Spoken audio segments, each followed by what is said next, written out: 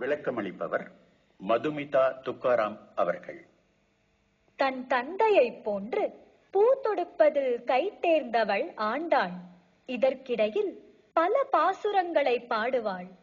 அவ்வகையில் இந்த 10வது பாசுரத்தில் நோற்று சுவர்க்கம் புகுகின்ற அம்மனாய் மாற்றமும் தாரோ வாசல் திரவாத நோற்று சுவர்க்கம் புகுகின்ற அம்மனாய் மாற்றமும் தாரோ வாசல் திரவாதார்.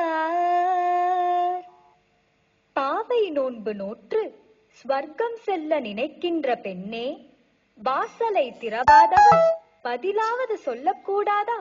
மனம் வீசும் துளசி மாலையை தனது தலையிலே சூடியுள்ள நாராயணன் நாம் போற்றி துதித்தால் அருள் செய்வதற்கு ஆயத்தமாக இருக்கிறான்.